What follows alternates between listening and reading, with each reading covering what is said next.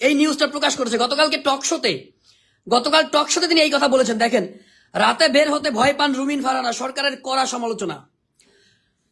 সমালোচনা করেন, কোনো অসুবিধা নাই। কিন্তু রুমিন ফারহানার মতো মানে হাসিনার এই মিডনাইট ইলেকশনে বিএনপি সংসদে গিয়েছিল, কোনো অসুবিধা নাই। সেখানে কোটায় এমপি হয়েছেন রুমিন ফারহানা, এবং তিনি গতকালকে বলেছেন এইভাবে, গত 15 বছর আমাকে নিরাপত্তাহীনতায় ভুগতে হয়নি, কিন্তু এখন আমাকে ভুগতে হচ্ছে। রুমিন ফারহানা কেন 15 বছর নিরাপদ থাকতে পারলেও অন্তর্বর্তীকালীন সরকারের সময় নিজেকে নিরাপত্তাহীনতায় ভুগছেন রুমিন ফারহানা? তাও কিন্তু এই ছাত্রদের কারণেই। রুমিন ফারহানা যার সাথে কথা বলেছেন, যার প্রতিপক্ষ হিসেবে ওই অনুষ্ঠানটাতে কথা বলছিলেন, উনি হচ্ছেন সেই বৈষম্য বিরোধী ছাত্র আন্দোলনের অন্যতম নেতা সার্জিস আলম। তাকে আপনি পছন্দ করেন আর না করেন, ইদানিং আমি দেখছি এই যে রমনা টিভির অনুষ্ঠান, তারপরে আরো কয়েকটা বড় বড় টক শো যারা করেন, তারা দেখছি ঘুরিয়ে ফিরিয়ে আওয়ামী লীগকে পুনর্বাসন করার একটা প্রজেক্ট হাতে নিয়েছেন। আমি অত্যন্ত দুঃখিত। রুমিন ফারহানা আমরা বিএনপি নেত্রী রুমিন ফারহানা অনেক তাকে পছন্দ করতাম, সংসদে অনেক প্রতিবাদী বক্তব্য দিত বিএনপি বিরোধী দল থাকা অবস্থায়। কিন্তু এই রুমিন ফারহানা প্রতিবাদী বক্তব্য দিলেও হাসিনার আমলে তিনি এমপি ছিলেন, কিন্তু এখন তিনি বলতেছেন যে হাসিনার আমল নাকি ভালো ছিল, অর্থাৎ তিনি হাসিনার আমলে নিরাপদ ছিলেন, এখন তিনি নিরাপদ নন। তিনি হাসিনার আমলে সন্ধ্যা বের হতে পারতেন, এখন তিনি সন্ধ্যা বের হতে পারতেন না, অর্থাৎ তার কাছে হাসিনাই খুব ভালো। মনে হচ্ছে এই রুমিন ফারহানাদের বক্তব্য শুনে যে তারা হাসিনার আমলে হয়তোবা খুব ভালো ছিল, এবং হাসিনার ছত্রছায়ায় এই রুমিন ফারহানা রাজনীতি করেছে এবং সংসদে গিয়েছে। এই আলোচনা এখন উঠে আসতেছে। তো রুমিন ফারহানাকে আরও কিছু নতুন তথ্য দিব। এর আগে রুমিন ফারহানার এই আলোচনা নিয়ে, এই বক্তব্য নিয়ে কয়েকটা বিশ্লেষণ শুনবো, বুঝতে পারবো রুমিন ফারহানা চাচ্ছে আসলেও মূলত আওয়ামী লীগকে পুনর্বাসন করার জন্য। বিএনপির কোটায় এমপি হয়ে শেখ হাসিনার সরকারের কাছে প্লট বরাদ্দ চাওয়া রুমিন ফারহানা নাকি গত 16 বছর হাসিনার আমলে খুব বেশি নিরাপত্তায় ছিলেন, খুব বেশি সুখে ছিলেন, আরামে ছিলেন। এখন এই অন্তর্বর্তী সরকারের অধীনে ছাত্র জনতার বিপ্লবের মধ্য দিয়ে যে সরকার এসেছে, তার কাছে তিনি নাকি নিরাপত্তাহীনতায় ভুগছেন, এবং তিনি রাতের বেলা বের হতে বাসা থেকে বের হতে ভয় পায়। কিছুক্ষণ আগে এই যে যমুনা টেলিভিশন এই নিউজটা প্রকাশ করেছে গতকাল টক শোতে তিনি এই কথা বলেছেন। দেখেন, রাতে বের হতে ভয় পান রুমিন ফারহানা, সরকারের কড়া সমালোচনা করেন, কোনো অসুবিধা নাই। কিন্তু রুমিন ফারহানার মতো মানে হাসিনার এই মিডনাইট ইলেকশনে বিএনপি সংসদে গিয়েছিল, কোনো অসুবিধা নাই। সেখানে কোটায় এমপি হয়েছেন রুমিন ফারহানা, এবং তিনি গতকালকে বলেছেন এইভাবে, গত 15 বছর আমাকে নিরাপত্তাহীনতায় ভুগতে হয়নি, কিন্তু এখন আমাকে ভুগতে হচ্ছে। রুমিন ফারহানা অর্থাৎ হাসিনার কাছে প্লট বরাদ্দ চাওয়া, সেই রুমিন ফারহানার কাছে এই 2000 মানুষের ছাত্র জনতার রক্তের বিনিময়ে, জীবনের বিনিময়ে পাওয়া এই বাংলাদেশের যে অন্তর্বর্তীকালীন সরকার, যেটা ডক্টর ইউনূসের নেতৃত্বে পরিচালিত হচ্ছে, সেই সরকারের চাইতে শেখ হাসিনার আমলে এই রুমিন ফারহানা অনেক বেশি নিরাপদ ছিল। হ্যাঁ মিসেস রুমিন ফারহানা, আপনি আসলেই অনেক বেশি নিরাপত্তায় ছিলেন, কিন্তু ওই বিএনপির ওই অজপাড়াগায় যেই ছেলেটা বিএনপি করতো, এই ঢাকা শহরে হাজার হাজার নেতাকর্মী যারা বিএনপি করতো, এই জামাত করতো, অন্য রাজনৈতিক দল করতো, লড়াই করতো, সংগ্রাম করতো, মাঠে যেত, তারা গত 16 বছর ভালো ছিল না, আপনার মতো সুখে ছিল না, আপনার মতো শান্তিতে ছিল না, আপনার মতো তারা কোটায় এমপি হয়ে প্লট বরাদ্দ পায়নি, তারা থাকার জন্য ফ্ল্যাট বরাদ্দ পায়নি, তারা গাড়ি বরাদ্দ পায়নি, বিনা শুল্কে বিনা গাড়ি পায়নি। হ্যাঁ রুমিন ফারহানা, আপনি আসলেই শান্তিতে ছিলেন, আপনি আসলেই সুখে ছিলেন, কিন্তু বিএনপির কমপক্ষে 50 লক্ষ নেতাকর্মী মামলা শিকার হয়েছে। ছাত্রদলের ছেলেরা ঢাকা বিশ্ববিদ্যালয় ক্যাম্পাস সহ বাংলাদেশ সমস্ত ক্যাম্পাসগুলোতে নিরাপত্তাহীনতায় ছিল। জামাতের ছেলেপেলেগুলোকে, শিবিরের ছেলেপেলেগুলো জীবন দিতে হয়েছে, ক্রস ফায়ারের শিকার হয়েছে, হাজার হাজার নেতাকর্মী ক্রস ফায়ারের শিকার হয়েছে। ইলিয়াস আলীর মতো নেতাকে গুম করা হয়েছে, সালাউদ্দিন আহমেদ চৌধুরীর মতো নেতাকে গুম করা হয়েছিল, জামাতের হাজার হাজার নেতাকর্মীকে গুম করা হয়েছে, মিথ্যা মামলায় তাদেরকে ফাঁসি দেওয়া হয়েছে। আমরা যারা 18 সালে কোটা আন্দোলন করেছিলাম ঢাকা বিশ্ববিদ্যালয় ক্যাম্পাসে, শতবার আমাদের উপরে ঢাকা বিশ্ববিদ্যালয় ক্যাম্পাসে হামলা করা হয়েছে। আপনি ভালো ছিলেন রুমিন ফারহানা, কারণ আপনি 18 সালে হাসিনার সেই মিডনাইট ইলেকশনের ভোটের পরে আপনি কোটায় এমপি হয়ে আপনি সমস্ত সরকারি সুযোগ সুবিধা ভোগ করেছেন। আপনি কোটার কারণে আপনি সেখানে ইও পেয়েছেন, আপনি হাসিনার কাছে প্লট বরাদ্দ চেয়েছেন, প্লট বরাদ্দ পেয়েছেনও বটে। দেখুন, আপনি আসলেই শান্তিতে ছিলেন, কিন্তু আমরা যারা বিরোধী রাজনীতি করেছি আমরা শান্তিতে ছিলাম না। আপনি রুবিন ফারহানা, আপনাকে গত 16 বছরে একবারও জেলে যাইতে হয়নি। আপনি রুবিন ফারহানা, আপনাকে 16 বছরে একবারও জেলে যাইতে হয়নি। আমি মশিউর রহমান, বিএনপি করি না, জামাত করি না, ছোট্ট একটা দল করতাম, গণ অধিকার পরিষদ, ঢাকা বিশ্ববিদ্যালয় ক্যাম্পাসে লড়াই করেছি, সংগ্রাম করেছি, বহুবার জেলখানায় যাইতে হয়েছে। আমরা ভালো ছিলাম না, দিনের পর দিন রাতের পর রাত ঘরে ঘুমাইতে পারিনি। আমরা ভালো ছিলাম না, নিজের বাচ্চা পর্যন্ত মারা গেছে। আপনি হয়তো ভালো ছিলেন, আপনি ভালো ছিলেন, কিন্তু বিএনপির নেতাকর্মীরা ভালো ছিল না। এখন এই পরিস্থিতিতে রুমিন ফারহানাদের কাছে সমালোচনা করতে পারে। রুমিন ফারহানা এই অন্তর্বর্তীকালীন সরকারের সমালোচনা আমিও করি, ডক্টর মোহাম্মদ ইউনূসের সরকারের সমালোচনা আমিও করি। আমি এই যে জাহাঙ্গীর এই ফেসবুকের এই পেজে লাইভে দেখবেন যে গত 2-3 দিন আগে আমি ফেসবুকে লাইভ করে স্বরাষ্ট্র উপদেষ্টার পদত্যাগ চেয়েছি। আওয়ামী দোসর যারা তথাকথিত দোসর হিসেবে এই সরকারের কাছে পরিচিত এবং সরকারের মধ্যে আছে, তাদের পদত্যাগ চেয়েছি। সরকারের সমালোচনা করছি, প্রত্যেকটা কাজের ভুল ধরছি, সমালোচনা করছি। বিএনপি করছে, জামাত করছে, আমরা সবাই করছি। কিন্তু আপনি যখন বলবেন আপনার মতো ভুয়া ভোটের সেই মিডনাইট ইলেকশনের সিলেকশনের এমপি আপনি যখন বলবেন যে হাসিনার আমলেই ভালো ছিলাম, তাহলে জনগণ কি বলবে? আমি ধিক্কার জানাই, আমি নিন্দা জানাই আপনার ওই কথার। আপনার মতো মহিলা, আপনার মতো লোক, আপনার মতো এমপি যদি বলেন, আপনার মতো নেত্রী যদি বলেন যে হাসিনার আমলেই ভালো ছিলাম, এখন নিরাপত্তাহীনতায় ভুগছি, আমাদেরকে কাদায় 2000 মানুষের রক্তের বিনিময়ে, 2000 মানুষের জীবনের বিনিময়ে, 25,000 আহতের জীবনের বিনিময়ে, কমপক্ষে 500 ভাইয়ের তারা তাদের চোখকে, তাদের এই যে চোখ, আল্লাহ যে নিয়ামত চোখ দিয়েছে, চোখ দিয়ে পৃথিবীকে দেখবে, সেই চোখ বিসর্জন দিয়েছে, তাদের জীবনের বিনিময়ে পাওয়া বাংলাদেশে আপনি বলছেন যে আপনি এখন নিরাপত্তাহীনতায় ভুগছেন। আপনি কোথায় নিরাপত্তাহীনতায় ভুগছেন একটু বলেন না? বিএনপির নেতা কর্মীরা কোথায় নিরাপত্তাহীনতায় এখন ভুগছে? আপনি আসলে গত 16 বছর অনেক ভালো ছিলেন, অনেক শান্তিতে ছিলেন, সুখী ছিলেন। আমরা ছিলাম না, বিএনপির নেতা কর্মীরা ছিল না, জামাতের নেতা কর্মীরা সুখে ছিল না, শান্তিতে ছিল না। তারা এখন নিরাপত্তায় আছে। সত্য কথা বলতে, সরকার হয়তো অন্তর্বর্তীকালীন সরকার চালাচ্ছে, কিন্তু সমস্ত দেশে সরকারে বিএনপি আছে। This is reality. রুমিন ফারহানার এই বক্তব্য প্রত্যাহার করার জন্য আমি অনতিবিলম্বে এই বক্তব্য প্রত্যাহার করার দাবি জানাচ্ছি, এবং তার উচিত জাতির কাছে ক্ষমা চাওয়া যে আমি এই ধরনের বক্তব্য দিয়ে ভুল করেছি। আজকে রুমিন আলোচনা করব। সম্প্রতি সোশ্যাল মিডিয়াতে একটা বক্তব্য বেশি বেড়াচ্ছে, যে বক্তব্যটি দিয়েছেন বিএনপির সাবেক সংসদ সদস্য রুমিন ফারহানা, ব্যারিস্টার রুমিন ফারহানা। তিনি একটা টিভি টক শোতে বক্তব্য দিতে গিয়ে সেখানে তিনি দাবি করেছেন বর্তমানে সরকারের বেশ কিছু সমালোচনাও তিনি করেছেন, এবং সমালোচনা করতে গিয়ে এক পর্যায়ে বলেছেন যে বিগত 15 বছর কোনো ধরনের নিরাপত্তাহীনতায় ছিলেন না রুমিন ফারহানা।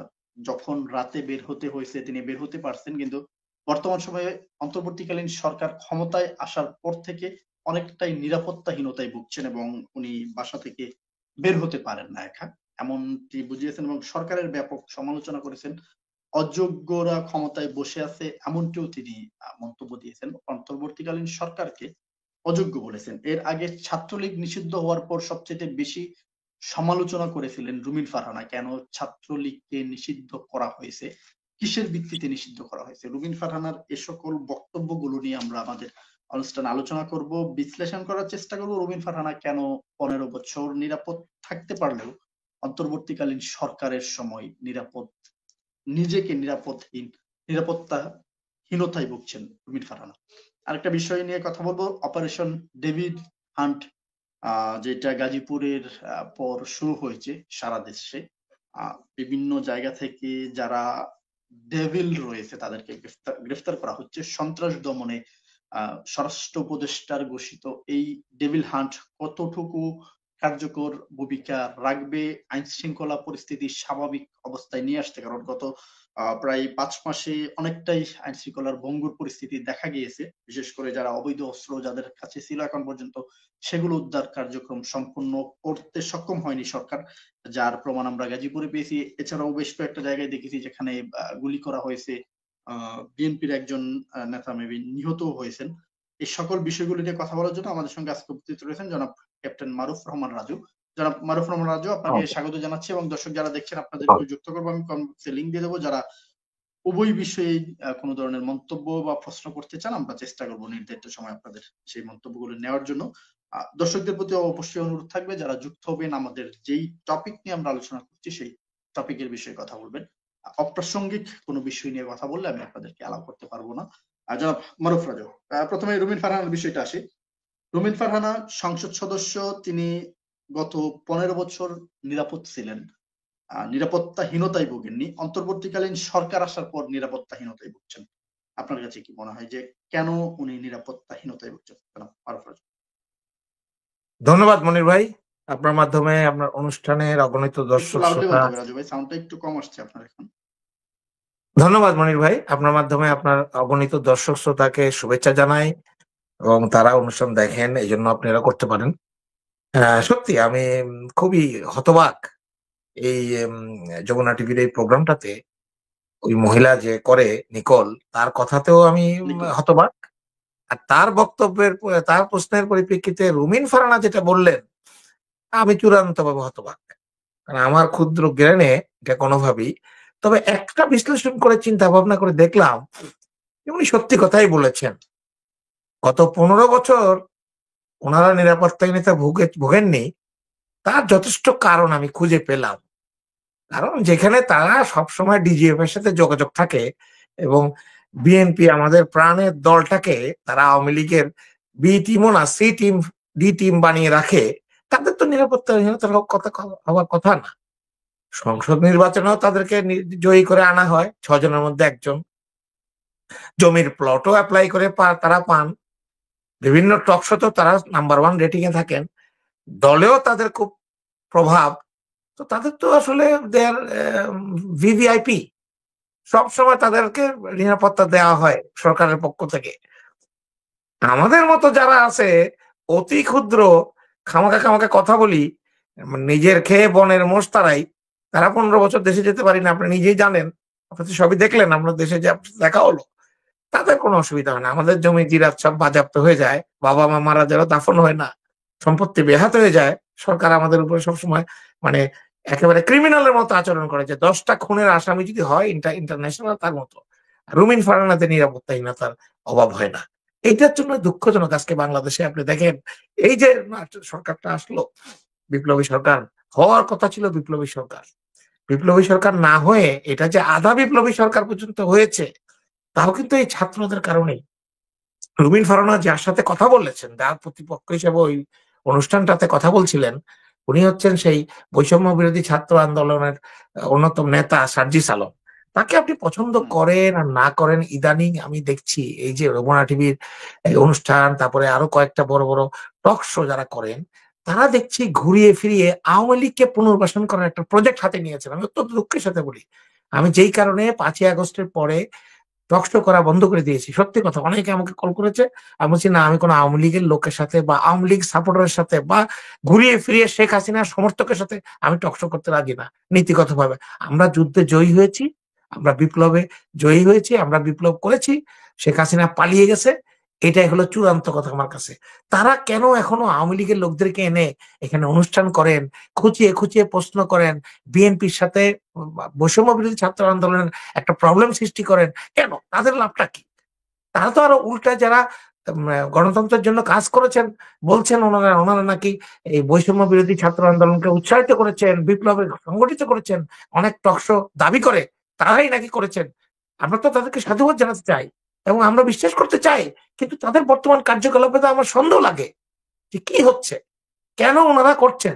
সেদিন গত 3 দিন আগে এক অনুষ্ঠানে দেখলাম, 4 দিন আগে, যেটা নিয়ে এখন দেশব্যাপী তোলপাড় চলছে, আপনি তো অনুষ্ঠান করেছেন, এই যে 21 তারিখে 21শে জুলাই 20শে জুলাই বিএনপি কে বলেছিলাম, উনি ওনার কথা বলতেই পারে, উনি ছাত্রলীগ করতো, ছাত্রলীগ করার লোক কি বাংলাদেশের জাতীয়তাবাদী দল বিএনপিতে নাই? আমি নাম ধরে লিস্ট দেবো আপনাকে কতজন আছে, এবং ভাইস চেয়ারম্যান থেকে শুরু করে উপদেষ্টা থেকে শুরু করে বড় বড় পদে আছে। সার্জিস আলম ছাত্রলীগ করতো, এরা যদি তার অপরাধ হয়, নুরুকে নিয়ে আপনারা নাচানাচি করেন কেন? বিএনপির মহাসচিব নুরুর পিছিয়ে ফাইল নিয়ে ঘোরাঘুরি করেছে 18 সালের নির্বাচনের আগে, আমরা দেখেছি। এই ধরনের আলতু ফালতু লোককে নেতা বানিয়েছেন, নিজেদের নেতাদেরকে বাদ দিয়ে তাদেরকে নমিনেশন দিয়েছেন, তাদেরকে হাইলাইট করেছেন।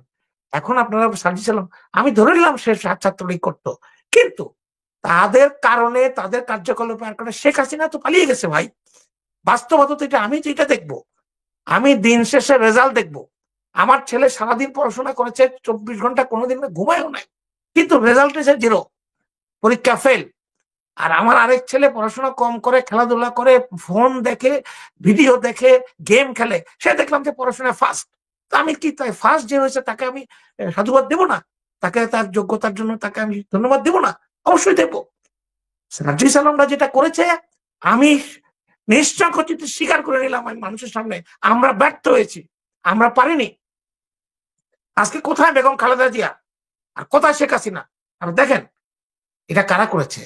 হ্যাঁ, আমাদের আন্দোলন ছিল, আমরা চেষ্টা করেছি, কিন্তু আমরা ক্লিক করতে পারিনি, তারা পেরেছে। তারা নিঃসংকোচিত্তে 2000-2500 মানুষ, বাচ্চা ছেলে মেয়েরা জীবন দিয়েছে। এটা তো আমরা পারিনি। আমাদের তো একটা গুলি হলে পালিয়ে গেছি আমরা, এটা তো স্বীকার করতে পারবে। নিজের দোষ আমি নিজে স্বীকার করতে অসুবিধা কি? কিন্তু এখন তাদেরকে আমাদের শত্রু মনে করা, আমার কাছে মনে হচ্ছে সূক্ষ্মভাবে বিএনপির সাথে এই বৈষম্য বিরোধী বলেন, অন্তর্বর্তী সরকার বলেন, জামাত ইসলামী বলেন, সবার একটা বিরোধ সৃষ্টি করে রাখা হয়েছে। কেন? সবার লক্ষ্য ছিল হাসিনা বিরোধী, হাসিনাকে হটাতে হবে, দেশকে মুক্ত করতে হবে। সেটা তো হয়েছে। হাসিনা তো পালিয়ে গেছেন, লজ্জাজনক ভাবে পালিয়ে গেছে, এখন ভারতে বসে গুটি চালছে। তাহলে আজকে আমাদের সমস্যা কোথায়? আমরা কেন এতগুলো ভাগ? আমরা কেন একসাথে হতে পারি না? আমাদের সাথে প্রফেসর ইউনূসের কেন সমস্যা? কি সমস্যা? হ্যাঁ, কয়েকজন উপদেষ্টার ব্যাপারে আমাদের আপত্তি থাকতে পারে, থাকবে, আমরা বলবো। তার মানে তো এই না যে আপনি ঢালাও ভাবে টক শোতে গিয়ে বলবেন যে 32 নম্বরে 2 দিন ধরে তাণ্ডব হলো, সরকার দেখলো। সরকার তো দেখবে।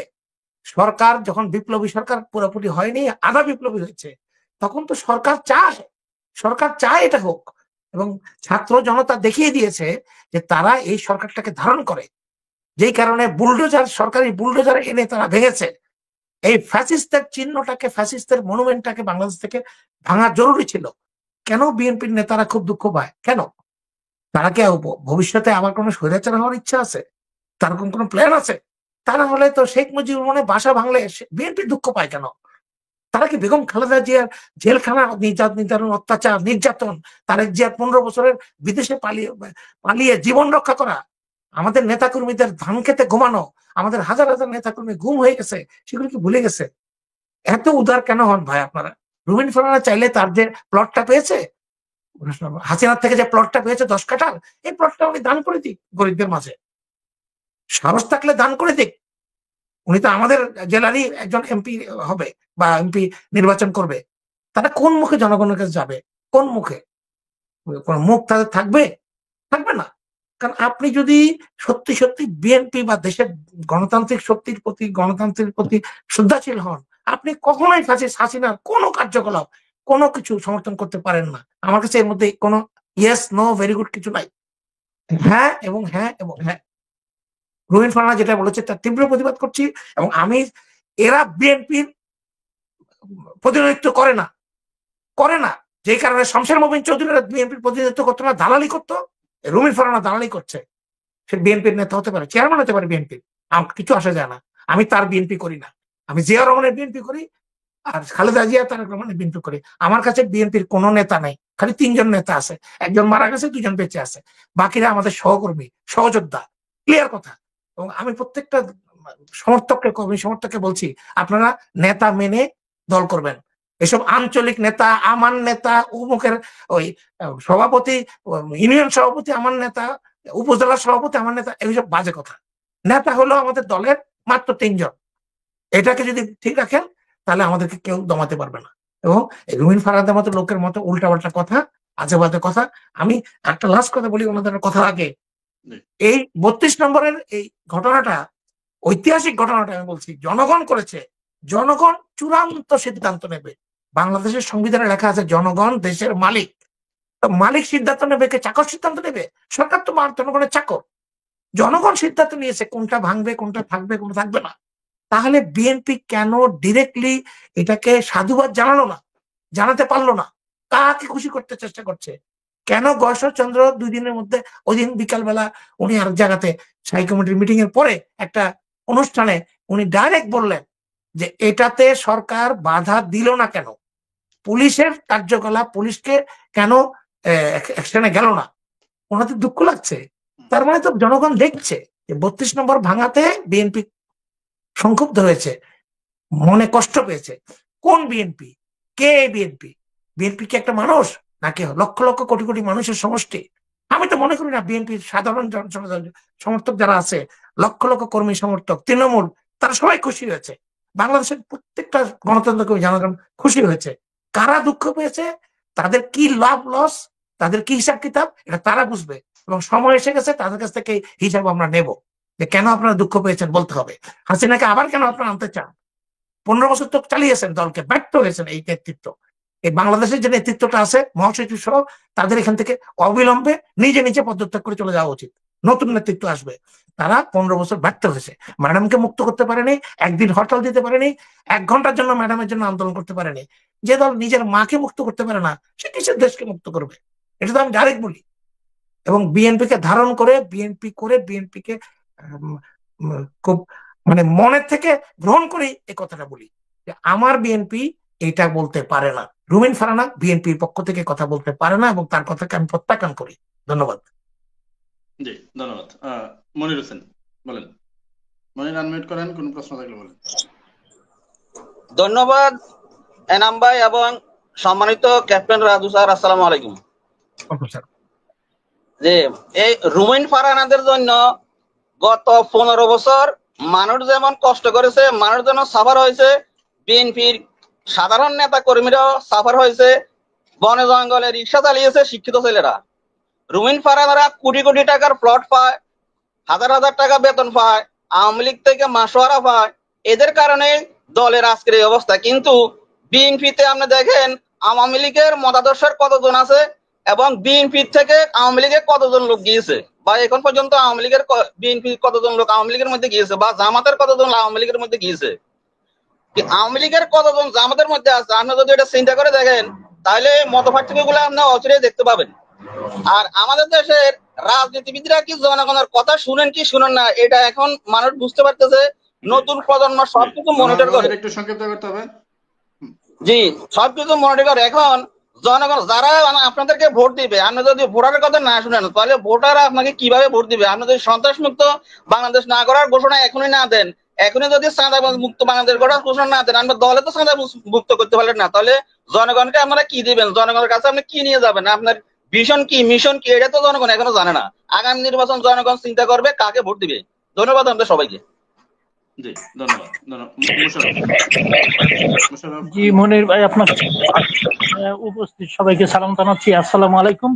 দুঃখের বিষয়, আপনার অনুষ্ঠানটাতে আমি প্রায় যুক্ত হওয়ার চেষ্টা করি, কিন্তু অ্যাপসে খুব সমস্যা করে, তো আজকে যুক্ত হতে পারলাম। আমি মিস্টার রাজু সাহেবের কাছে 2টা প্রশ্ন করব।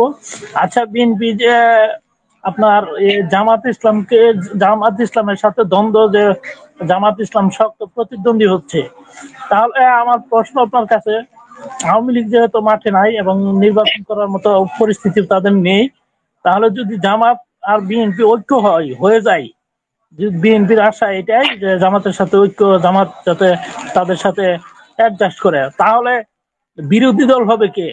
তার মানে কি জামাতের সাথে যদি ঐক্য করা হয় তাহলে তো বিরোধী দল পাওয়া যাবে না, তাহলে কি আওয়ামী লীগ যেরকম নির্বাচন করেছে ওই রকম নির্বাচন চাচ্ছে কিনা? দ্বিতীয়ত আর একটা প্রশ্ন,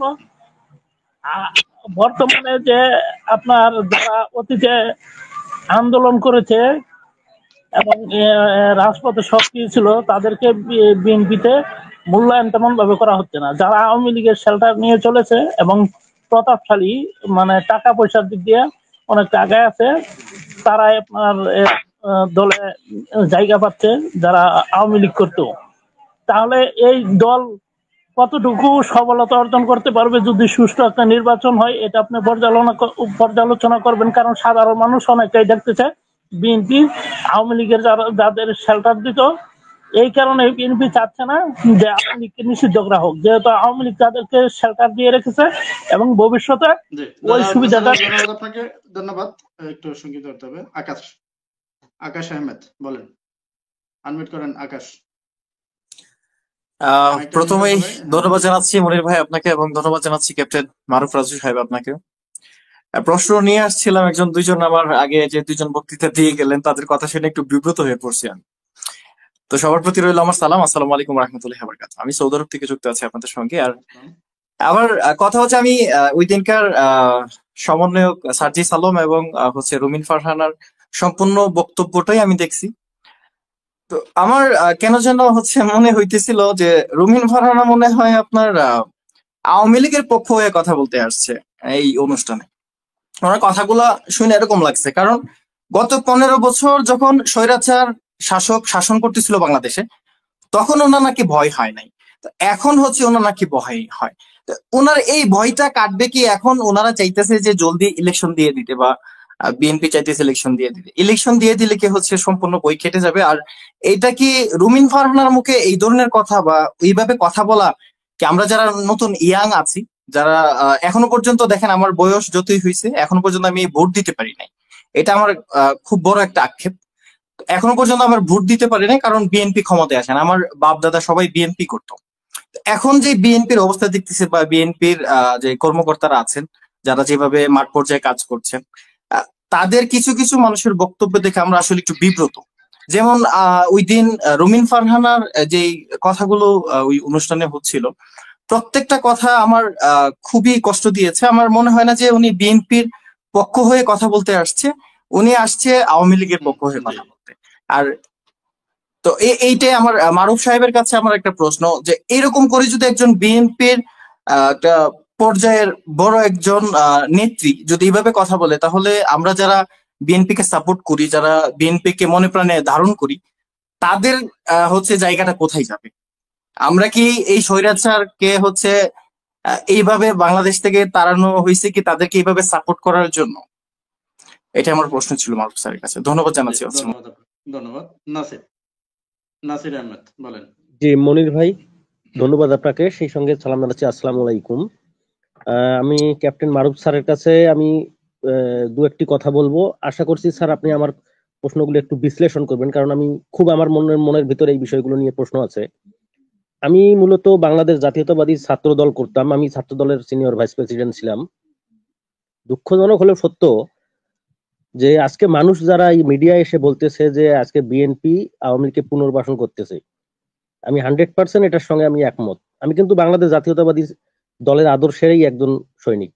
কিন্তু বিগত আওয়ামী লীগের সময় যখন আমরা বাসায় থাকতে পারিনি বিভিন্ন নির্বাচনে, আমাদের নেত্রীর গাড়িতে হামলা, ইলিয়াস হোসেনের মতন লোককে গুম করা হলো, করে হত্যা করা হলো, আপনার সালাউদ্দিন সাহেবকে ভারতে পাওয়া গেল, এত তাড়াতাড়ি কি এই বিএনপির নেতারা ভুলে গেল?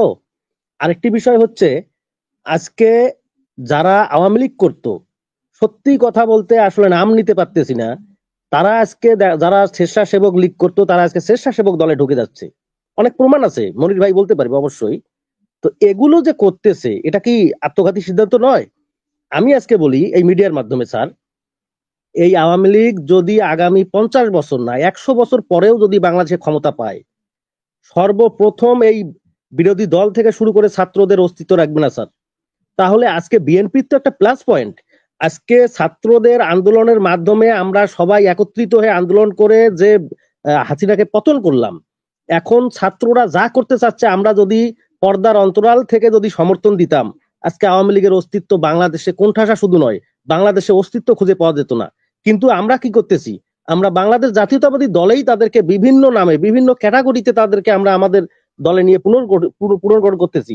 তারা কি আওয়ামী লীগের আদর্শ কখনো ভুলে গিয়ে, শেখ মুজিবের আদর্শ ভুলে গিয়ে কি জিয়াউর রহমানের আদর্শ ধারণ করবে? কখনো না। তারা একটা পরগাছা হয়ে থাকবে। এই পরগাছা এক সময় বিস্ফোরণ ঘটাবে। কখন?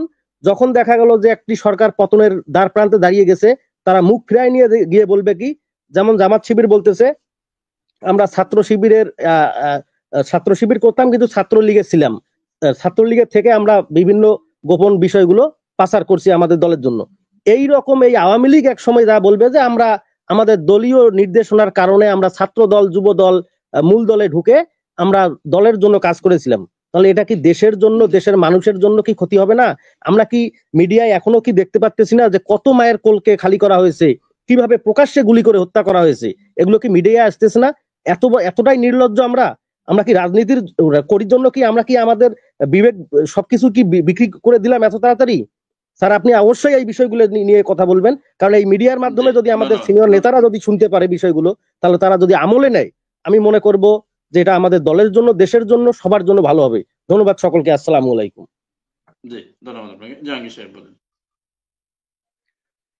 আসসালামু আলাইকুম ওয়া রাহমাতুল্লাহ। মনির ভাই এবং ক্যাপ্টেন মারুফ স্যার, আসসালামু আলাইকুম।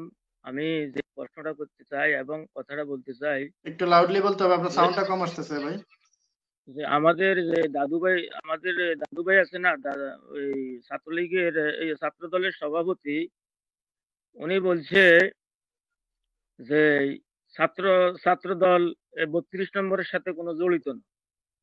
তাইলে ছাত্র দল কোনো 32 নম্বরের সাথে জড়িত না, এই কথাটা বলাটা ওনার কেমন প্রয়োজন ছিল? এই প্রশ্নটা হলো আমার স্যারের কাছে। আর দ্বিতীয় কথা হলো, রুমিন পারানা তো কথাগুলো বলবেই। গত পরশুদিন মনে হয় একটা লাইভ শোতে আপনার ছাত্র দলের বর্তমান রানিং সেক্রেটারি এবং সাজ্জিদ আলম ওইখানে একসাথে ছিল। তো সাজ্জিদ আলম বলছিল যে আওয়ামী লীগের যে পুনর্বাসন বা কিছু কথাবার্তা, উনি বলছে যে বিএনপির মধ্যে উপসারীর 95% ভালো আছে, 5% যে আওয়ামী লীগকে পুনর্বাসনের সহযোগিতা করতেছে এবং এরা ভারতের সাথে রয়ের সাথে যোগাযোগ আছে। তখন ছাত্র দলের সেক্রেটারি বলছে আপনি তাদের নাম বলেন। তখন সাজ্জেদে বলছে আমি যদি নাম বলার এখানে আমি প্রয়োজন মনে করি না, তাদের পুরা লিস্টটি এবং তাদের পুরা বায়োডাটা আমাদের হাতে আছে। যে কোনো মুহূর্তে আমরা তাদেরকে গ্রেফতার করে আইনের সবদ্ধ করব, আইনের হাতে আনবো।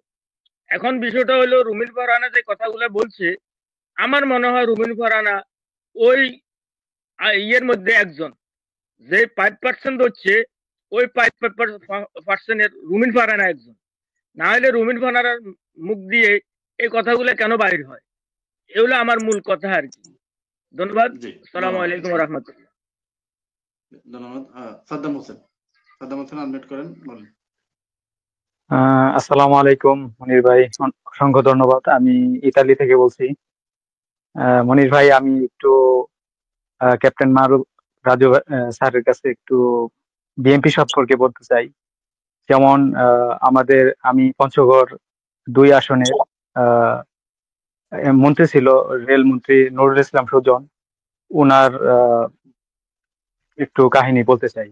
উনি হচ্ছে বেগম খালেদা জিয়ার ভাগ্নি জামাই, ঠিক আছে? তো এখন নুরুল ইসলাম সুজনকে যখন ধরা হয়, প্রথমে বললো যে রিমান্ডে নিবে, কিন্তু নেওয়া হইল না। তারপরে আবার কিভাবে যেন আরো 3 দিন রিমান্ডে দিল। তো এখানে কি বিএনপি ওনাকে সহযোগিতা করবে না? যেহেতু বেগম খালেদা জিয়ার ভাগ্নি জামাই, ঠিক আছে? তারপরে আমাদের এলাকায় এমনও আছে যে বিএনপি নেতাকর্মীরা আবার আওয়ামী লীগের নেতাকর্মীদের আত্মীয় স্বজন এর বোন ওরকে দিছে, মানে এইভাবে বিয়ে করছে। তাহলে তো দেখা যাচ্ছে যে বোনের হাজবেন্ড হইলে যদি আওয়ামী লীগের কোন নেতা, বড় নেতা হয়, তাহলে কি ওনাদেরকে সাহায্য সহযোগিতা করবে না? মানে এইগুলা হয়ে গেছে এখন দেখা যাইতেছে। তো এইগুলা বিষয় নিয়ে আমরা মানে খুবই উদ্বিগ্ন। আমি বিএনপি পরিবারের আমরা মানে আমার টোটাল ফ্যামিলিটাই বিএনপি পরিবার, কিন্তু এখন দেখা যাচ্ছে যে আমরা বিএনপির এই কার্যকলাপে আমরা দিন দিন মানে ওইখান থেকে সরে আসতেছি। তো নেক্সট আমার মনে হয় যে এটা বিএনপির জন্য আত্মঘাতী, ঠিক আছে? এইগুলা যদি বিএনপি আশ্রয় প্রশ্রয় দেয়, তাহলে পরবর্তী পর্যায়ে মানে বিএনপির জন্য খুবই আত্মঘাতী একটা সিদ্ধান্ত হবে। ধন্যবাদ সাদ্দাম। ধন্যবাদ। সংক্ষেপে করতে হবে। জনাব মারুফ রাজু ভাই, দর্শকদের মন্তব্য। ধন্যবাদ মনির ভাই। দর্শকরা তো আসলে আমাদের প্রাণ। ওনারা যেভাবে বিভিন্ন অ্যাঙ্গেল থেকে দেশের বিভিন্ন সমস্যাকে যেভাবে বিশ্লেষণ করেন বা বলেন, এগুলো কিন্তু আসলে আমাদের জন্য একটা খুবই চিন্তার খোরাক দেয় এবং আমাদেরকে ভাবতে শেখায় এবং আমাদেরকে সিদ্ধান্ত নিতে সাহায্য করে। আর এক ভাই বললেন যে এই যদি নির্বাচন হয়, তাহলে এই দানিং যে নির্বাচনটা হবে সামনে, তাহলে যেহেতু আওয়ামী লীগ নাই, তাহলে তো বিএনপি আর আমাদের জামাত ইসলামী তারাই তো তাহলে না, কথাটা এভাবে দেখবেন না। যদি বিপ্লবের পরে ফ্যাসিস্ট দল পালিয়ে গেছে, তারা যদি নিষিদ্ধ হয় বা তারা যদি নির্বাচনে অংশগ্রহণ করতে না পারে বা না দেওয়া হয়, তাহলে কি হবে? কিছুই হবে না। বিশ্বের বিভিন্ন দেশে এটা হয়েছে। ইদানিং আপনারা দেখছেন না আপনার সিরিয়াতে কি হলো? ওই চিন্তা করে কি রাজনীতি করা যায়? একটা ফ্যাসিস্ট দলকে আপনি, বিরোধী দল থাকবে না বা আমরা ক্ষমতায় যে কি করবো এই জন্য আপনি ফ্যাসিস্ট দলকে রাখবেন, এটা কোনদিন হয়? আপনি তাকে দেশকে পরিষ্কার করতে হবে। আপনি জঞ্জাল রেখে, ক্যান্সারের জীবাণু রেখে তো আপনি দেশকে ঠান্ডা দিকে নিতে পারবেন না। তাহলে সব মানুষের মধ্যে ক্যান্সার ছড়িয়ে যাবে।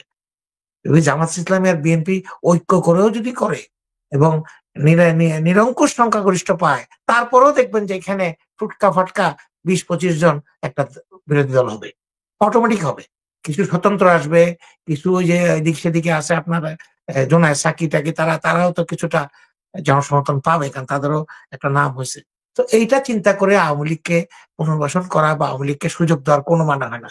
আর যদি বিএনপি বা জামাত ইসলামী ক্ষমতার জন্য, ক্ষমতায় যাওয়ার ক্যালকুলেশন করে আওয়ামী লীগকে সুযোগ দেয়, আমি বলে যাচ্ছি মনির ভাই, আপনি লিখে রাখেন, কাগজে লিখে রাখেন, তাদের পরিণতি আওয়ামী লীগের থেকেও খারাপ হবে।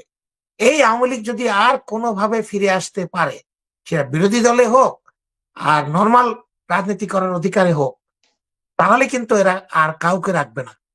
এতদিন যে ওই রুমিন ফারহানাদেরকে রেখেছিল, তারা বলেছে আমরা নিরাপদে ছিলাম, এদেরকেও আর রাখবে না। এরা 100% একেবারে ওই যে কমিউনিস্টের মতো একচ্ছত্রভাবে পূর্ণ বাকশাল দিয়ে দেশ চালাবে।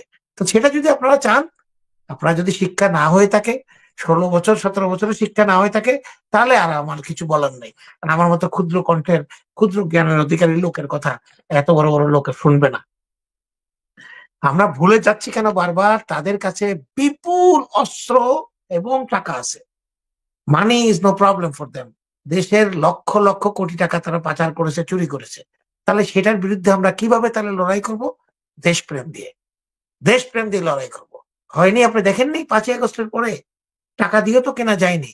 যেই কারণে এই যে আজকে এক দর্শক বললেন যে বিএনপির লোকজনরা, আওয়ামী লীগের লোকরা বিএনপিতে ঢুকছে, হ্যাঁ ঢুকার প্রবণতা হবে। সেই কারণেই তো গত 3-4 মাস আগে অর্ডার দিয়ে দেওয়া হয়েছে লন্ডন থেকে, দেশনায়ক তারেক রহমান দিয়েছেন, বিএনপিতে কোনো নতুন লোক অন্য দল থেকে জয়েন করা যাবে না। এই অর্ডারটা কি এখনো আছে বলবো, নাকি এটাকে ইগনোর করা হয়েছে জানি না। কেন জয়েন করাচ্ছে, কে জয়েন করাচ্ছে? যারা জয়েন করাচ্ছে তারা প্রত্যেকে দায়ী এটার জন্য। যেখানে আপনারা দেখেছেন চট্টগ্রামে এস আলমের গাড়ি নিয়ে কি কি হয়েছে, বিএনপির কয়েকজন নেতা সেই গাড়িগুলি নাকি অনেক দামি গাড়িগুলি, অনেক দামি গাড়ি, এগুলিকে নাকি লুকিয়ে রাখার সাহায্য করেছে। তারপরে আমাদের সালাউদ্দিন আহমেদ সাহেব এস আলমের একটা গাড়ি করে কক্সবাজার গেছেন, পরে উনি দুঃখ প্রকাশ করেছেন, উনি জানতেন না। যদিও এটা তার কাছে দুঃখ প্রকাশটা, আমরা এটাকে ঠিকভাবে জনগণ নেয়নি। তার মতো একটা এই লেভেলের একটা নেতা উচিত ছিল খোঁজ নেওয়া। তো এই জিনিসগুলো, টাকা, দুর্নীতি, টাকার লোভ, অভাব, এগুলি থাকবে, সবসময় আছে। যার যার কিছু নাই তার অভাব আছে, যার অনেক কিছু আছে তারও অভাব আছে। তো এইটাকে থেকে আমাদেরকে সতর্কভাবে আমাদেরকে আগাতে হবে, কারণ কোনোভাবেই এই বিপ্লবটাকে ব্যর্থ হতে যাওয়া যাবে না। প্রফেসর ইউনূসের সরকারটাকে আমাদের সহযোগিতা করতে হবে, অবশ্যই অবশ্যই তাদের ভুলভ্রান্তি ধরিয়ে দিতে হবে, কিন্তু তাদের হাত ছেড়ে দেওয়া যাবে না। তাদেরকে এখন আমি দেখছি ভাই, দেখেন সব প্রত্যেকটা লোক বিএনপির এগেন্স্টে চলে গেছে। এখন বিএনপি নিজে ছাড়া যাদেরকে দেখছি সবাই দেখেছে বিএনপির ব্যাপারে তারা বৈষম্য বিরোধী, বিএনপির সাথে প্রবলেম। আওয়ামী লীগ তো প্রবলেম আছেই বিএনপির সাথে, অবশ্য আওয়ামী লীগ এখন আপন হয়ে গেছে। জামাত ইসলামী বিএনপির প্রতিপক্ষ, আপনার ছোট ছোট যে দলগুলো ছিল এগুলো বিএনপির প্রতিপক্ষ, সেনাবাহিনী নাকি বিএনপির প্রতিপক্ষ, সবাই বিএনপির প্রতিপক্ষ। এত প্রতিপক্ষ নিয়ে বিএনপি কিভাবে বাংলাদেশের জনগণ ভোটে ক্ষমতায় আসবে? আমার তো কিছু লোকজন লাগবে, আমার সেনাবাহিনীকে আমার আস্থায় আনতে হবে, আমার বৈষম্য বিরোধী ছাত্র আন্দোলনকে আস্থায় রাখা উচিত আমি মনে করি।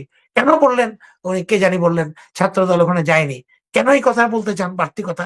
সেখানে তো সব ধরনের লোক গেছে ভাই, আমি তো দেখলাম যে কেন যায়নি এই কথাটা বলার উদ্দেশ্য আছে। কারণ ভারতের মিডিয়া, গতকাল দেখলাম প্রায় 4-5টা মিডিয়া, সবগুলোতে এটাকে আইসিস এর কাজ, হিজবুত তাহরীর কাজ, ইসলামিক জঙ্গির কাজ বলছে। কোনটা? 32 নম্বর ভাঙাটা। আপনারা এটা প্রতিবাদ করেন। এটা আমাদের জনগণের, ছাত্র জনতা, ধর্ম, বর্ণ, দাড়িওয়ালা, দাড়ি ছাড়া, ইমানদার, কম ইমানদার, সবাই নির্বিশেষে সবাই এখানে গেছে, সবাই 32 নম্বরের ইট ভাঙে তাকে ধূলিসাৎ করার চেষ্টা করেছে। কারণ এই ফ্যাসিস্টের এই চিহ্নটাকে আমরা চাই না। এবং শেখ হাসিনা যদি এই গুতাগুতি বন্ধ না করে, ষড়যন্ত্র বন্ধ না করে বাংলাদেশের বিরুদ্ধে, তাহলে অচিরেই টঙ্গিপাড়ার সেই যে তারা যেখানে 1000 কোটি টাকা খরচা করে মাজার বানিয়েছে, এই মাজারও ধূলিসাৎ করা হবে। এটা শিওর থাকেন আপনি। বাংলাদেশের জনগণ এটা করবে এবং গোপালগঞ্জকে মুক্ত করবে। গোপালগঞ্জ এখন বাংলাদেশের অধীনে না, এটা ভারতের অধীনে, কারণ সেখানে সেনাবাহিনীকে হত্যা করা হয়, তারপরে কোনো অ্যাকশন হয় না। তাই আমি সবাইকে অনুরোধ করব, ভাই প্লিজ আমাদের এই বিপ্লবটাকে ব্যর্থ হতে দিয়েন না। বিএনপির তো অভ্যাস হয়ে গেছে 15 বছর ক্ষমতার বাইরে থেকে, 16 বছর, এরা আর ক্ষমতায় যেতে চায় না। আমি কালকে বলছিলাম আমার ওয়াইফকে, একজনকে যদি, একটা সুস্থ লোককে যদি 10 বছর পর্যন্ত হুইল চেয়ারে বসিয়ে রাখা হয়, জোর করে বেঁধে রাখা হয় হুইল চেয়ারে, যে তুমি হুইল চেয়ারে থাকতে হবে, ও কিন্তু সুস্থ। 10 বছর পরে যখন হুইল চেয়ারের রশি খুলে দেওয়া হবে, তখন কিন্তু সে আর হাঁটতে পারবে না। কারণ তার শরীরের যে হাঁটার জন্য যে স্পৃহা, যে কর্মতৎপরতা, সে চলে যাবে। সে তখন বিশ্বাস করবে যে আমি হাঁটতে পারি না, আমি পঙ্গু। তো আমাদের কি সেই অবস্থা হয়েছে এখন? 15 বছর আমরা পারিনি, এখন আমরা ক্ষমতার দ্বার প্রান্তে, এখন আমরা এমন একটা ভাব করছি আওয়ামী লীগকে ছাড়া দেওয়া চলবে না। কেন আমরা ভাব করছি এটা? আওয়ামী লীগকে একবার আমাদেরকে করেছিল? আওয়ামী লীগকে কোনো সুযোগ দিয়েছিল? আমাদেরকে দেয়নি। ফ্যাসিস্ট কাউকে সুযোগ দেয় না, তাই ফ্যাসিস্টকে যারা সুযোগ দেবে, ফ্যাসিস্ট তাদের খেয়ে ফেলবে। এটা হলো সরল সহজ কথা। তাই আমি এই ব্যাপারে সবার সবার দৃষ্টি আকর্ষণ করছি। ধন্যবাদ। জি, ধন্যবাদ। আজহারুল ইসলাম সাহেব বলেন। দুইজন দর্শক আছেন। আসসালামু আলাইকুম। জি, ওয়ালাইকুম সালাম। অনেক ধন্যবাদ আমাকে সুযোগ করে দেওয়ার জন্য। আমি প্রথমেই একটা বিষয় সম্মানিত আলোচক জনাব মারুফ রাজুর সাহেবের নলেজ আনছি, সেটা হলো যে রুমিন ফারহানার প্লট নিয়ে আমি যতটুকু জানি, যে যখন উনি আবেদন করেছিলেন তখনই পার্লামেন্টে ফ্যাসিস্ট দলের এমপিরা সমালোচনা করেছিলেন, তার মুখে উনি সেই আবেদন প্রত্যাহার করে নিয়েছিলেন। এটা হলো আমার জানা তথ্য, যাচাই করে দয়া করে বলবেন, সত্যতা বলবেন। আমি এটা জানি এবং সেটা মোটামুটি নিশ্চিতভাবে জানি। আর রুমিন ফারহানা বিএনপির ঘরানার একজন নেত্রী হয়ে তিনি বিশেষত টক শোতে তৃতীয় মাত্রা সহ, টক শো পাইনিয়ার জিল্লুর সাহেবের পরিচালনায় তৃতীয় মাত্রা সহ বিভিন্ন টক শোতে আওয়ামী লীগের তথাকথিত বাঘা বাঘা নেতাদের মোকাবেলা করে তত্ত্বপাত্য যথেষ্ট রকম পড়াশোনার মধ্য দিয়ে উনি যথেষ্ট রকম অবদান রেখেছেন, এবং সেই অবদানের হিসাবেই, প্রতিদান হিসাবে বিএনপি তাকে এমপি হিসেবে নিয়োগ দিয়েছিল, যেটার জন্য দীর্ঘদিন মাঠে থাকা অনেক নেত্রী, মনির মতো নেত্রীরাও নাকশ হয়েছিলেন, তাকে পুরস্কার হিসেবে দেওয়া হয়েছিল। দীর্ঘদিন তিনি যথেষ্ট ভালো অবদান রেখেছেন, এবং আমি এটাও সুস্পষ্টভাবে বলতে চাই যে 24 নির্বাচনে যেহেতু বিএনপি যথেষ্ট 100 ফুল ফুটবে বলে কাওয়া বলছিল, সেখানে চেষ্টা সমস্ত প্রকার করা হয়েছে। সেখানে শুধুমাত্র ব্যারিস্টার একজনকে ভাগিয়ে নিতে পারছে, আর কাউকে পারে নাই। রুমিন ফারহানার মতো মানুষকে চেষ্টা করে নাই, এটা অন্তত আমি বিশ্বাস করি না। সুতরাং ত্যাগ অবশ্যই আছে, কিন্তু কেন, কোন কারণে, এটা আমারও বোধগম্য না যে 5ই আগস্টের পরে এই নতুন প্রেক্ষাপটে তিনি প্রথম জাহাঙ্গীরনগর বিশ্ববিদ্যালয়ে একটা অনুষ্ঠানে বলে বসলেন যে এখনো শেখ হাসিনা সাংবিধানিকভাবে প্রধানমন্ত্রী। তারপরে সম্প্রতি যেটা বললেন, এটা কেন বলছেন? ওনাকে আমি যেটুকু জানি যে ওনার নির্বাচন এলাকায় বিএনপির যে বিভাজন প্রতিদ্বন্দ্বী, সেখানে হয়তো সুবিধা করতে পারছেন না কি জন্য আজকে এই সব কথাবার্তা বলছেন, যেটা অতীতের সাথে মিলে না। কিন্তু তার শুধু এইটুকুন দিয়ে তাকে বিচার করা সঠিক হবে না বলে আমি মনে করি। তার পূর্ণাঙ্গ অবদান, পূর্ণাঙ্গ অবস্থান, ভূমিকা, এবং বিদেশে যে ডেলিগেট গেছে 3 জনের ব্রিটিশ পার্লামেন্টে, সেখানে রুমিন ফারহানাকে নেওয়া হয়েছে, সেখানে উত্তম ভূমিকা রেখেছেন। এটাও আমাদের স্মরণ রাখতে হবে। ধন্যবাদ। ধন্যবাদ। আবু মুসা, আজকে আবু মুসা বলেন।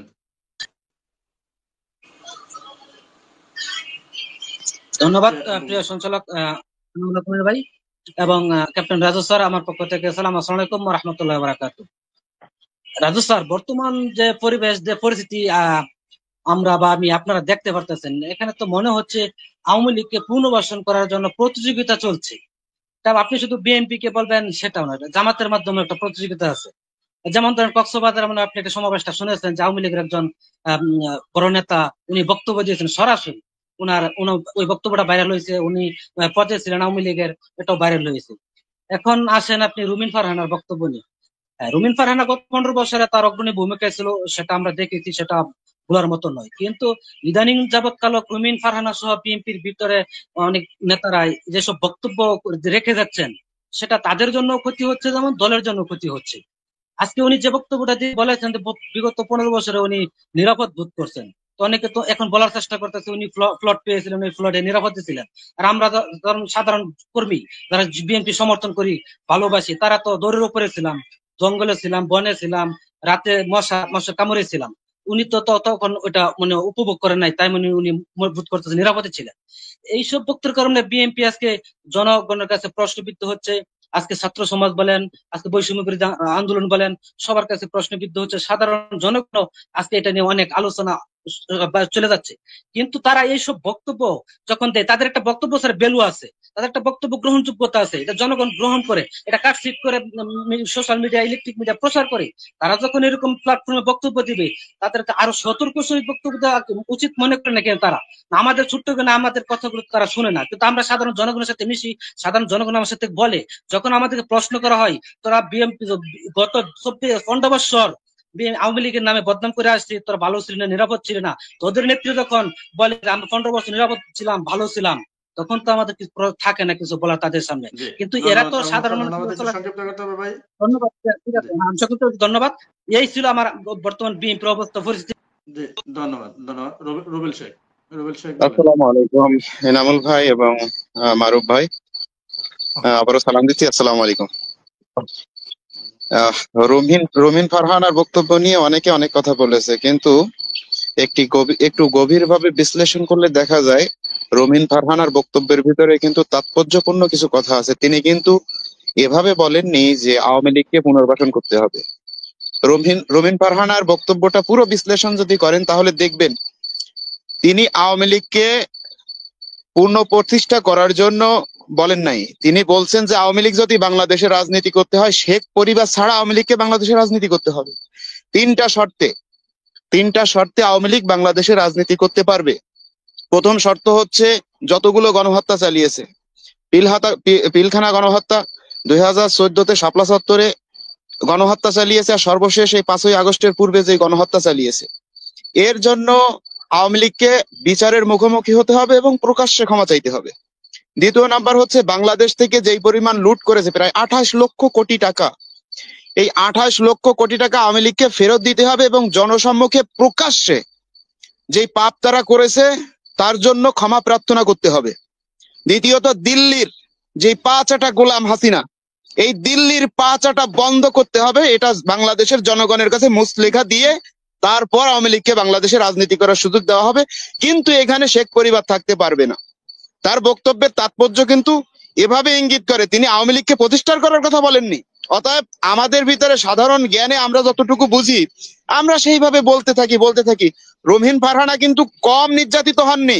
অতএব রুমিন ফারহানা সম্পর্কে কিছু বলতে গেলে একটু হিসেব করে বলা প্রয়োজন, তার বক্তব্যটা একটু বিশ্লেষণ করা প্রয়োজন। অতএব ধন্যবাদ, সালাম আলাইকুম। জি, ধন্যবাদ আপনাকে। মুস্তাফা কামাল বলেন।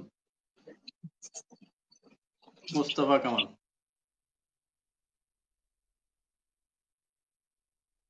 কামাল আনমিউট করেন। শুনতে পাচ্ছেন আপনাকে। ধন্যবাদ যুক্ত হওয়ার জন্য। আবার চেষ্টা করবেন, আমি চেষ্টা করবো সুযোগ দেওয়ার। জনাব ক্যাপ্টেন মারুফ রাজু। রাজু ভাই, দর্শকদের মন্তব্য ছিল এইটা নিয়ে সংক্ষিপ্ত বলে তারপর দ্বিতীয় বিষয়টা আসছে। ধন্যবাদ মনির ভাই, ভালো লাগলো। দুজন দর্শক সমর্থক ওনারা রুমিন ফারহানার ব্যাপারে ওনারা ডিফেন্ড করলেন, করতেই পারেন। গণতন্ত্র এটাই হলো বিউটি, যে প্রত্যেকটার মত, সবার মত প্রকাশ করতে পারে। আমরা কিন্তু একবারও বলিনি, আপনিও বলেননি রুমিন ফারহানা আওয়ামী লীগের নিষিদ্ধ করার ব্যাপারে বিরোধিতা করেছেন। আমরা যেটা উনি বলেছেন, যেটা আমরা দেখেছি সেটাই বলেছি।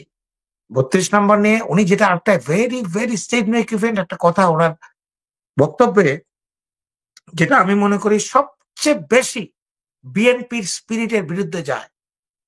যেই লোকটি 17 বছর পর্যন্ত বিনা বিচারে মামলায় জেলে থাকলো, নির্যাতিত হলো আমাদের প্রাক্তন স্বরাষ্ট্র প্রতিমন্ত্রী লুৎফুজ্জামান বাবর, এবং উনি উনি বিজয়ীর বেশে উনিকে লক্ষ লক্ষ লোক ওনাকে, যে উনি যখন মুক্ত হয়েছেন, উনি এখন একটু অসুস্থ আছেন, উনি তো সৌদি আরব গিয়েছিলেন, ওনার উক্তিটাকে, যে উক্তিটাকে নিয়ে আওয়ামী লীগ ট্রল করতো, সবসময় হাসাহাসি করতো বিভিন্ন জায়গাতে, আমরা শুনেছি গত 15 বছর আমরা টকশো করি, আমরা অনেক জায়গায় এইসব কথা শুনেছি, লুকিং ফর শত্রুস। এই কথাটা রুমিন ফারহানা কোন সাহসে, কোন স্পর্ধায় সে টকশোর মধ্যে বললো, জাতীয় টেলিভিশনের মধ্যে? উনি কি বিএনপির নেতৃত্বও মানে না, বিএনপির নীতিও মানে না, বিএনপির আদর্শ মানে না? বিএনপি যারা আমার মনে করি গর্বের বস্তু, গর্বের লোক, আমরা তাদের নিয়ে গর্ব করি, তাদের কথা নিয়ে তুচ্ছ চাচ্ছিল্য করে। উনি তো, আমার মনে হয় উনি তো বিএনপির কেউ নয়, আমার মনে হয়, সত্য কথা। উনি কি নির্যাতিত হয়েছেন, এক ভদ্রলোক বললেন, আমি ওনার নির্যাতনের লিস্টটা চাই। ওনার কয়টা বাসা বাড়ি, কয়টা বাজেয়াপ্ত হয়েছে, ওনার নামে কয়টা মামলা হয়েছে, কয়দিন জেল কেটেছেন, কয়দিন গুম হয়েছেন, কয়দিন নির্যাতিত হয়েছেন, কয়দিন কি হয়েছেন, আমরা জানতে চাই। এগুলো আমাদেরকে দিলে আমরা একটু ওনাকে সালাম দিতাম, স্যালুট দিতাম, কারণ আমরা তো এই ব্যাপারে কিছু জানি না। আমরা জানি প্লট পেয়েছেন, আমরা জানি গাড়ি পেয়েছেন, আমরা জানি বিদেশে যাওয়া আসা করছেন, উনি বিএনপিতেও আছেন, আওয়ামী লীগের সাথে ভালো খাতির, উনি সব টকশোতে যাচ্ছেন, কোনো জায়গা থেকে তাকে নিষিদ্ধ করা হয়নি, সব টেলিভিশন তাকে নিয়েছে। তার মানে কি উনি গ্রহণযোগ্য? উনি সরকারের ডিজিএফ এর সাথে টেলিফোনে কথা হয়, আমি শিওর, কোনো অসুবিধা নাই, আমি ভয় পাই না সত্য কথা বলতে। কোন রুমিন ফারহানার কথা বলে আমরা বিএনপি করি না, আমরা ছাত্র দল থেকে বিএনপি করি, 45 বছর হয়ে গেছে বিএনপি করি, সো নো প্রবলেম।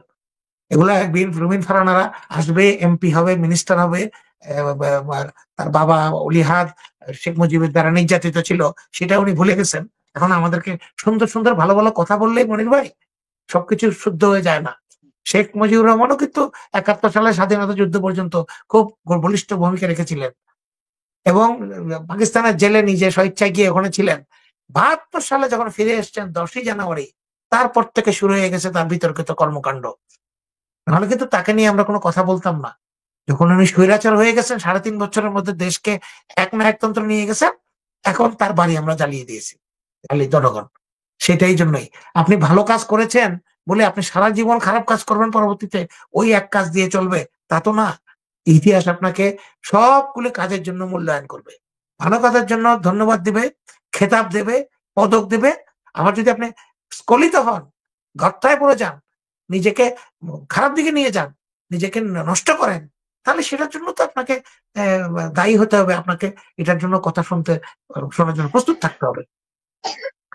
আমি সেটা ক্লিয়ারলি বলতে চাই যে কিছুদিন আগে আমাদের বিএনপির আরেক এমপি, সেই বিতর্কিত এমপি 2018 সালের আওয়ামী লীগের ঐচ্ছিক এমপি, আওয়ামী লীগ দিয়েছে 6 জন, সেই হারুন সাহেব, উনি চাঁপাইনবাবগঞ্জ 3-এর এমপি, উনি একটা জনসভার মধ্যে জামাতকে নিয়ে খুব আপত্তিকর কিছু কথা বলেছেন। জামাত ধর্ম ব্যবসা করে, এই করে, এগুলো তো ওনার বলা উচিত হয়নি। কারণ যে দল আপনার দলের সাথে 18 বছর জোটে ছিল, এবং বেগম খালেদা জিয়া সফলভাবে জামাত ইসলামের সাথে সরকার করে আরেকটা বক্তব্য দিয়েছেন যে জামাত মিজানুর রহমান আজহারিকে নিয়ে একটা তাফসির মাহফিল করবেন, সেই তাফসির মাহফিলের নামে চাঁদাবাজি করছেন, এমনটা ওনার অভিযোগ ছিল। জি জি, উনি বলেছেন চাঁদাবাজি এবং ওই যে ধর্ম ব্যবসা। আমি জানি না হারুন সাহেবের অ্যাকচুয়ালি উনি মানে কি বলতে চায়, ওনারা আসলে বিএনপি কে কতটুকু ধারণ করে। ওনারা বিএনপির নীতি নির্ধারক, ওনারা এমপি হবেন, সবকিছু হবেন, কিন্তু এই ধরনের মাইন্ডসেট নিয়ে আপনি কাকে খুশি করেন আমরা জানি না। কারা কারা বাংলাদেশের বিএনপির কোন কোন নেতা ভারত বিরোধী, তারা সাইড লাইনে আছে, তাদেরকে পদ দেওয়া হয় না। আর যারা ভারতের পক্ষে কথা বলে, খুব বলে যে আমরা ভারতকে সাইজ করে ফেলবো, ভারতের সাথে আমাদের লাইন আছে, আমরা সবকিছু যোগাযোগ আছে, তারা এখানে হাইলাইটেড হয়। আমি শীর্ষ নেতৃত্বকে, বিএনপির ভারপ্রাপ্ত চেয়ারম্যানকে অনুরোধ করবো, স্বনির্বন্ধ অনুরোধ, আপনি এইসব ব্যাপারগুলোতে সিরিয়াসলি একটু অ্যাকশন নেন। যারা এইভাবে কথাবার্তা বলে রুমিন ফারহানা, তাদেরকে কিছুদিনের জন্য একটু কথাবার্তা বন্ধ করেন, অসুবিধা নাই। ওনারা অনেক কথা বলেছেন, আমরা ওনার কথাতে অভিভূত, আমরা আর দুঃখ পেতে চাই না। যারা কথা বলবে আপনি তাদেরকে বলে দেন কে কে কথা বলবে বিএনপির পক্ষে, যে যেখানে ইচ্ছা সেখানে বক্তব্য দেবে, সেটা বিএনপির বক্তব্য প্রচারিত হবে, সেটা আমরা চাই না। প্লিজ আমরা অনুরোধ করবো শীর্ষ নেতৃত্বকে, বেগম খালেদা জিয়া এখন বাইরে আছেন, লন্ডনে আছেন, ওনাকে অনুরোধ করবো আপনারা দলটাকে হাল ধরেন। আমরা দেশে আসেন সবাই ব্যাক করে, দেশের সরকার আপনারই সরকার। দেখেন বিএনপি কে জনগণ কত ভালোবাসে। বিএনপি সরকার ক্ষমতায় নাই, কিন্তু বাংলাদেশের গ্রামে গঞ্জে হাটে ঘাটে সব জায়গায় বিএনপির লোক, কারণ বিএনপির জনসমর্থন বেশি। বিএনপির নেতাকর্মীরা নির্যাতিত হয়েছে, তাদের কথা কিন্তু মানুষ শোনে, সম্মান করে। তারা যেন এই সম্মানটা রাখে। আওয়ামী লীগের ছত্র ছায় যারা যে চাঁদাবাজি হতো, সেটা আপনারা ভাবেন না। কয়েকটা দিন অপেক্ষা করেন ভাই, এত বছর কষ্ট করেছেন, আধা পেটা খেয়ে না খেয়ে রয়েছেন, আর কয়েকটা দিন কষ্ট করেন। আমার মনে হয় সুদিন আসছে। এখনই চাঁদাবাজি এগুলোতে আপনাদের নাম, আপনি যদি একটা করেন 10টা প্রচার হচ্ছে। কারণ আমি বললাম না আপনাদেরকে, আওয়ামী লীগ, জামাত ইসলামী, বৈষম্য বিরোধী ছাত্র আন্দোলন, অন্তর্বর্তী সরকার সবাই বিএনপির এগেইনস্টে। আমি ঘুরে ফিরে বিএনপির কোনো বন্ধু দেখি না। আমাদের সাধারণ জনগণ ছাড়া, কর্মী ছাড়া, তৃণমূল ছাড়া আমাদের কোনো সমর্থক নাই, আর আমাদের দরকার নাই। আমাদের আমেরিকা, কানাডা, ওই ভারত দরকার নাই। আমাদের নিজেদের জনগণের শক্তিতে আমরা হাসিনাকে এখান থেকে তাড়িয়েছি, এবং আওয়ামী লীগকে নিষিদ্ধ করবো ইনশাল্লাহ। আওয়ামী লীগকে নিষিদ্ধ করতে হবে ফ্যাসিস্ট দল হিসাবে, হিটলারের নাজি দলের মতো। এই দলকে কোনো চান্স দেওয়া যাবে না। রুমিন ফারহানা 3 দফা দেওয়ার কে? উনি কি বিএনপির ভারপ্রাপ্ত চেয়ারম্যান? উনি কে 3 দফা দেওয়ার? আমরা তো আওয়ামী লীগকে চাই না। শেখ হাসিনা পরিবার ছাড়া আওয়ামী লীগ বিচার করা হবে, মাপ চাইতে হবে। আরে মাপ তো তারা চাবে ভাই। চোর ধরা পড়লে বলে মাপ চাবো, আমি আর করবো না কোনোদিন। তাকে আপনি ছেড়ে দিবেন, সে আবার করবে, আবার ধরলে আবার বলে আর করবো না কোনোদিন। এই চান্স কি নেওয়া যায়? দর্শক, আলোচনা শুনেছেন, শুনে বুঝতে পেরেছেন এই রুমিন ফারহানা এখন রাজনীতি করছে আওয়ামী লীগের জন্য। আওয়ামী লীগের 15 বছর কাজ করছে। এই রুমিন ফারহানা একসময় জনগণের নেতা ছিলেন, নেত্রী ছিলেন, এখন কিন্তু আর সেটি নেই। এখন মানুষ পছন্দ করে এই সমস্ত বক্তব্য দেওয়ার কারণে তারা জনগণ থেকে বিচ্ছিন্ন হয়ে গিয়েছে। জনগণ প্রত্যাখ্যান করেছে, আগেও প্রত্যাখ্যান করেছে, এই আজকের এই বক্তব্যের মাধ্যমে পুরোপুরি জনগণ থেকে প্রত্যাখ্যান করেছে। আশা করি সে যদি বিএনপি থেকেও দ্বারা, আমার মনে হয় না তাকে মানুষ ভোট দিবে, কারণ তার জনপ্রিয়তা শেষ। সে হাসিনার আমলে ভালো ছিল, ইউনূসের আমলে ভালো নেই। চিন্তা করতে পারেন, একজন বিএনপি নেত্রী কথা বলে আবার রুমিন ফারহানা, এটা ভাবা যায়? এটা চিন্তা করা যায়? চিন্তা করেন আওয়ামী লীগ তাদের মাথায় কি ঢুকাচ্ছে, কি ঢুকিয়ে দিয়েছে। মনে হচ্ছে যে রুমিন ফারহানা আওয়ামী লীগের একজন নেত্রী, আওয়ামী লীগ নেত্রী শাওনের মতো কথা বলছে রুমিন ফারহানা।